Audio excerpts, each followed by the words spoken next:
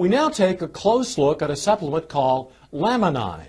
The question, what is the effective ingredient in Lami9? And the answer is that Lami9 is essentially a whole food. It is an extract from a 9-day fertilized avian egg or hen's egg. The hen has been raised pretty much in organic standards, so it's a good high-quality egg. They extract on the 9th day from this fertilized egg the white of the egg. The white of the egg contains important elements, including fibroblast growth factor, as well as a range of 20 very important amino acids, the essential life function to support the chick that's going to be developing in that egg. So the egg is harvested on the 9th day. These factors are at their greatest concentration. The product is freeze-dried or lyophilized, meaning it's put into a powdered form without the application of heat. And because of that, these fragile proteins are not damaged or denatured. But if you can go in and help those individual cells, the neurons of the brain, to heal and recover, then you've accomplished something much more important. And I think we're seeing clinically evidence of this happening. Many nutritional supplements are associated with beneficial effects in the folks that take them. And the list with Lami9 was so extensive that I at first dismissed it. Some of the longer-term benefits I've found with Lami9 is increased energy and stamina. And of course, it has been proven clinically to actually increase strength. And now, actor Kevin Sorbo visits with the American Health Journal. He shares his story of recovery. Kevin suffered an aneurysm and a series of 3 strokes and spent the next 4 months in rehabilitation. Basically went from a guy that was 38 years old and probably in better shape than most guys in their 20s to a 90-year-old man within seconds. But you know what? The doctors did save my life, but at the same time, the prognosis they gave me was after 8-9 months, this is 3 different neurologists saying, wherever you are, that's it. And it wasn't until this year, here we are, what, 15 years later, where I was introduced to Lami9. It's interesting. I call it a drug. It's not a drug.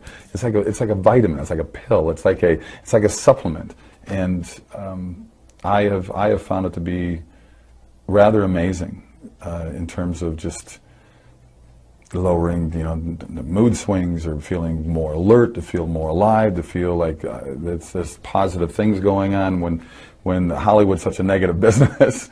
I have certainly found my attention level spiking and my retention level spiking. As an actor, I've got to memorize a lot of lines. Lami9 is something that certainly, to me, has just put an extra spark in my life. Maybe you have problems with your joints, and maybe this will be something that helps you with joint pain. Maybe you have problems with memory, and this will help you with memory. I mean, to me, it just seemed to, I sleep better as well. I just found it to be just an excellent reinforcement to my daily life. The doctor said that she had a 14-centimeter tumor in her back. Because the reason why I got Lami9 was for my mother. Not for me, not for money, not for anything else. But then 3 weeks later, my mom was my mom again, and she told me, I don't have any more back pain. And she went to the doctor, and she came back and she said, there's the tumor, you can barely see it. His name was John Ralston Davidson, a respected family doctor in Winnipeg in the early 1900s. A journalist who documented Dr. Davidson's controversial treatment for cancer. He never claimed that it cured it, but he said it would arrest it. Davidson spent years studying cancer, writing medical articles on his theories, which in hindsight were remarkable for his time. The doctor described cancer as a dietary deficiency, so he added generous amounts of vitamins to the patient's diet. But he also said it was critical to boost the patient's own defenses against cancer, which is why he developed what he called young tissue extract. Davidson took fertilized hen's eggs just 9 days old and produced a powdered extract, which was then injected into patients with various forms of terminal cancer. Like this boy, diagnosed with lymphatic cancer, notes show that with surgery, vitamins, and the extract, he returned to normal health. Over the years, Dr. Davidson treated hundreds of cancer patients.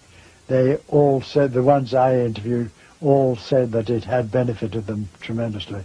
Some said they were cured. Ruth Burke's father was one of Davidson's more famous patients. Harry Leader, the Member of Parliament for Portage-la Prairie, had been diagnosed with terminal bowel cancer by the Mayo Clinic in the U.S. But under Davidson's treatment, he improved. It was controversial scientifically, but that really didn't affect Dad. He believed in it.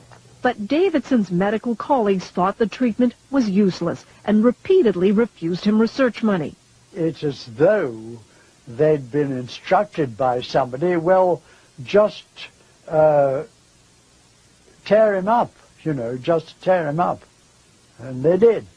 Frustrated with the lack of support, Harry Leader, with his own good health as proof, took Davidson's pleas for funding straight to Ottawa in 1944, directly to Prime Minister Mackenzie King. He never wanted any publicity from this. He simply wanted help for this man whom he felt could help humanity. The Prime Minister refused to fund Davidson's work. The doctor died 4 years later.